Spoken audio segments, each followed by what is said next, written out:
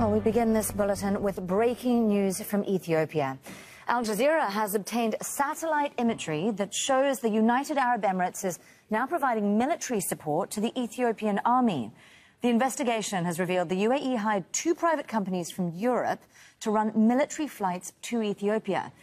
The images also show drones at an Ethiopian airport in the capital, Addis Ababa.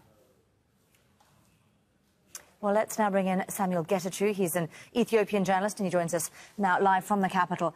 Samuel, we obviously know Eritrea got involved in this conflict very early on, and now seemingly the UAE. Just what do we know about foreign involvement that's taking place on the side of the government? Well, the Prime Minister has been saying that he's willing to work with friendly nations.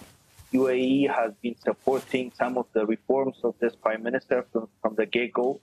They provided funds when Ethiopia was running out of forex, for instance, and this is no surprise. But Ethiopia is obviously receiving support from the so-called friendly nations, including Turkey, that have provided military assistance to the country. This came about after the Prime Minister visited Turkey, which is one of the biggest foreign investors in the country, and signed a military agreement with the president of Turkey, and this is no surprise.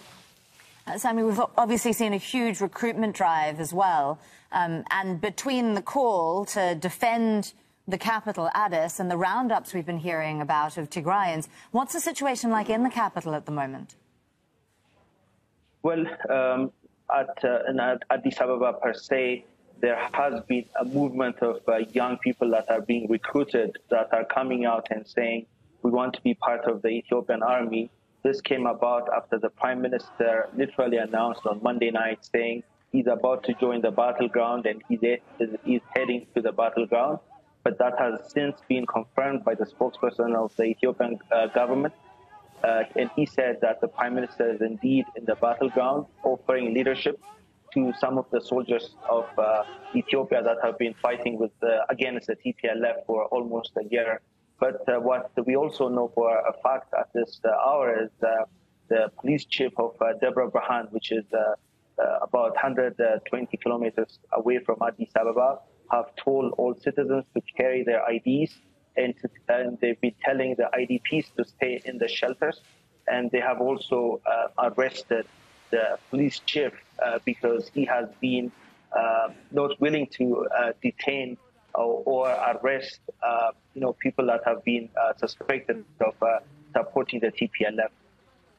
Samuel, 120 kilometres doesn't sound very far away at all. I'm curious, how strong are the forces heading towards the capital at the moment? We obviously know a number of other factions are also involved.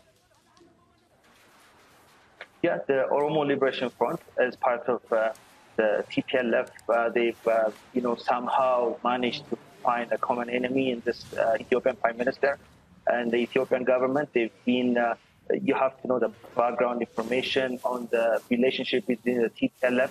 While they were in government, the OLF has been fighting the TPLF-dominated coalition government for the last 27 years before this Prime Minister came to power.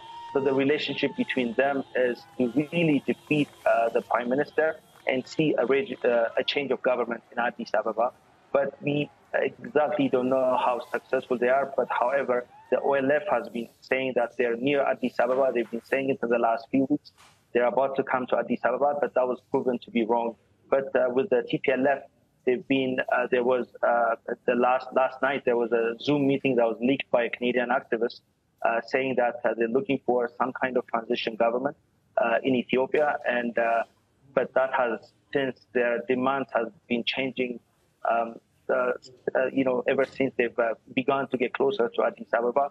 Even that was recognized by the U.S. envoy that visited Ethiopia, saying that their demands is increasing, putting in doubt the kind of compromise that needs to take place to end this conflict that began a year ago and again affected millions of Ethiopians.